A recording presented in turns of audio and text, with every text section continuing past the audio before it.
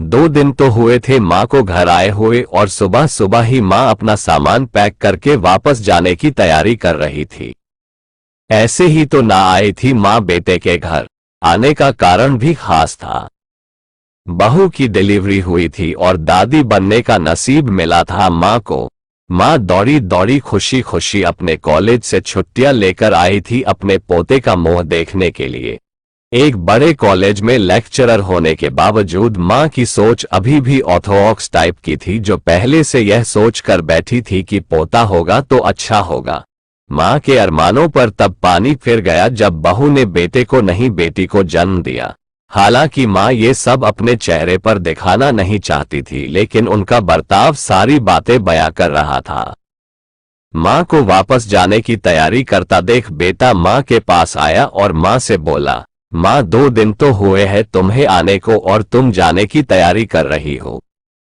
अरे बेटा तुम तो जानते ही हो कॉलेज फिर से शुरू हो गए हैं। तुम्हारे पापा और मेरे लेक्चर फिर से शुरू करने पड़ेंगे। ज्यादा छुट्टियां भी तो नहीं ली थी मैंने, जाना तो पड़ेगा। लेकिन तू चिंता मत कर, थोड़े दिन बाद मैं और तुम्हारे पापा दोनों ही वापस आएंगे।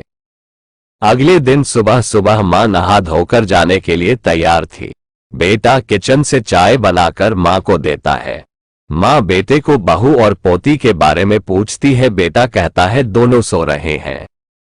माँ बेटे से कहती है, खुशी की बात है बेटा, तेरे यहाँ लक्ष्मी ने जन्म लिया है, लेकिन मेरी मानो तो अब तुम और बहू मिलकर एक और बच्चा प्लान कर लो ताकि तेरी फैमिली पूरी हो जाए। हो सकता है मेरी बातें तुम्हें पुराने जमाने की लगे, लेकिन थोड़ा प्रैक्टिकल होकर सोचो।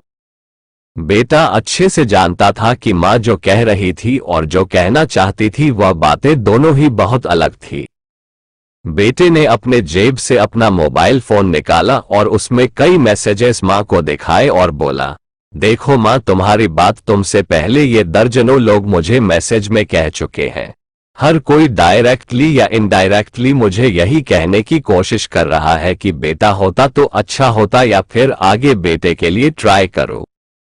माँ तुम चाहे मुझे जो भी समझाने की कोशिश करो, लेकिन मैं यही कहूंगा कि तुम और पापा दोनों ही अभी भी पुराने सोच को पकड़े हुए हो। और ऐसा मुझे इसलिए कहना पड़ रहा है क्योंकि अगर मेरा बेटा हुआ होता तो आप इतनी जल्दी जाने की तैयारी ना कर रही होती और उसे अपने हाथों में लेकर यहाँ से वहाँ खिला रही होती और पापा भी यहाँ पर होते। 21वीं सदी में जी रहे हैं हम, फिर भी ऐसी मान्यताएं, और आप दोनों से मुझे यह उम्मीद ना थी। आप हजारों बच्चों को लेक्चर देते हो और खुद इस तरह के विचार रखते हो। अगर आप ऐसा मानते हो कि बेटा और बेटी दोनों होंगे तभी फैमिली कंप्लीट होगी, तो मेरे एक सवाल का जवाब दीजिए कि मैं अकेला क्यों हूं? मुझे कोई बहन क्यों नहीं है? मां के पास बेटे के सवालों का कोई जवाब न था। वो अपनी नजरें झुकाए वहां से चली गई। बेटा अपनी मां से बहुत प्यार करता था। वह बिल्कुल उनका अपमान करना नहीं चाहता था, लेकिन गलत विचारों का समर्थन करना भी उसे ठीक नहीं लगा।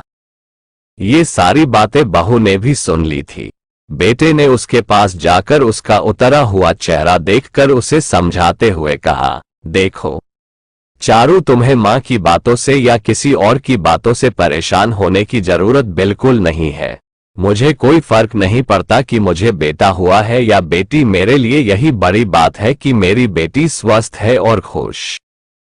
चारू बोली, मैं मां की बातों से या किसी और की बातों से बिल्कुल परेशान नहीं हूं, लेकिन हां, मैं परेशान जरूर हूं। मैं एक समाज सेविका हूं और मैं हर दिन कई लड़कियों से मिलती हूं। अचरज की बात है कि मुझे आज तक एक भी लड़की ऐसी नहीं मिली जो कहती हो कि लड़की होने की वजह से उसे अलग तरीके से ट्रीट ना किया गया हो या कुछ सहना ना पड़ा हो। मैं खुद एक औरत हूं और इस बात का अनुभव मैंने भी किया है, और अब जब हमारे घर में भी एक लड़की ने जन्म लिया है तो मैं परेशान हूं। पति अपनी पत्नी को समझाते हुए कहता है, कल्पना चावला, रानी Lakshmibai, PV Sandhu, Pratibha Patil, mother Teresa, Kiran Bedi. List इतनी लंबी है कि कभी खत्म ही ना हो।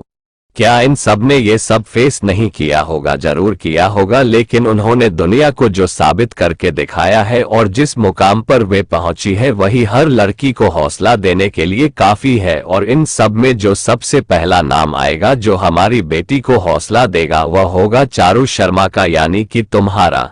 हमारी बेटी की हिम्मत और ताकत बनोगी तुम।